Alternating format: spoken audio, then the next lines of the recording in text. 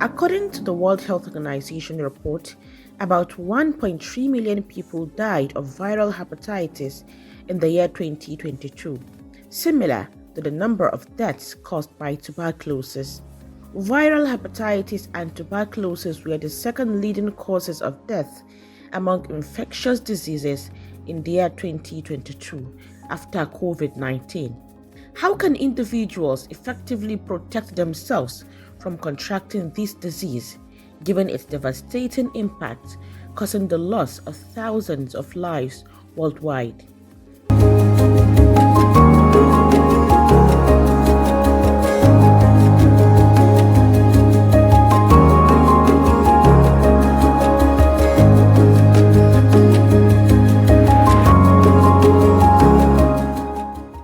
Hepatitis, as the name implies, is an infection of the hepatocyte, which is the liver cells. And hepatitis is mostly a viral infection, which there are many forms of viral, but the commonest ones are 5 in number.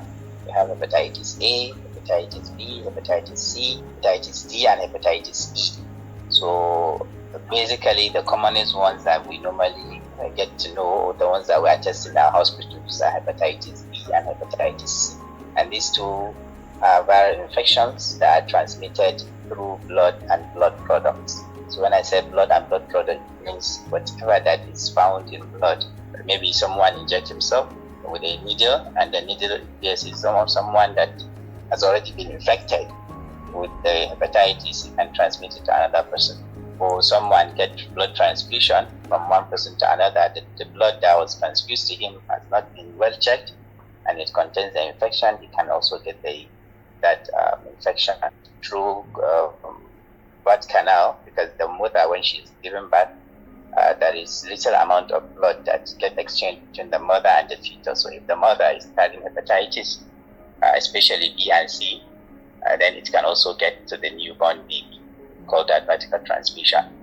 But the other forms of the hepatitis, and I mentioned A, like A, D, and E, they are mostly orophycal. It means you get them through the meal that you take in. From your hands, you take, maybe get your hand and then you eat a meal that is infected, then you can get that infection. So these are the ways you can get infected hepatitis. How can individuals best protect themselves from contracting this deadly hepatitis disease? Basically, personal hygiene and also protecting your meal from death. I mean, make sure that you have a clean utensils. Wash your hands anytime you want to eat, and also wash your food very well. These for the ones that are getting through the liquor. Now, the ones that are getting through blood and blood products, of course, one has to be very careful, especially those that are using tattooing. From tattoos, you can, because the instrument that you use for the tattooing, if they use it for someone that is infected, you can get infected as well. So you need to probably, you must have tattoo, you have to use your own sterilize the equipment very well before the through sexual intercourse can get infected, because there are exchange of blood products, the semen that are there in men, both men and females. Also, when somebody is infected, can also transmit to others. So there should be abstinence or use of barrier methods, like maybe condoms, when you're having sexual intercourse with the person that is infected.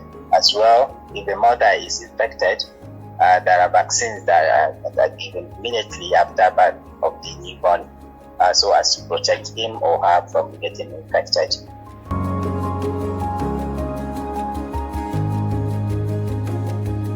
There are mostly people that have been infected since early childhood, probably from their parents, and you may not have any sign or symptoms. And then there are ones that immediately they get infected, they will start manifesting signs and symptoms of the infection. So most of the times we normally tell them that this common symptom that people normally see is a yellow discoloration of the sclera. There will be yellowish of the eyes. Sometimes an abdominal distension can also come in. And then sometimes you see some febrile illnesses, just like the normal malaria symptoms, fever, and then changes in the color of the urine. You understand? But they are not common. It's not that everyone that is infected with hepatitis must see all these symptoms. Most of the times it becomes inactive. It means the virus gets inside you. The liver, because you are strong, having good immunity, has encapsulated, it's shielded this virus, and then you continue doing your normal activity. The only time that you may get these symptoms is when you are exposing or you are disturbing your liver, and then the liver is now, the immunity level of the liver and the immune system is down. Then the virus can now manifest, can come out and start giving you symptoms and signs that you see. Hepatitis will just burst open, the virus will just overwrite all the system, and then the drop can manifest with all the symptoms, and he may eventually die of it.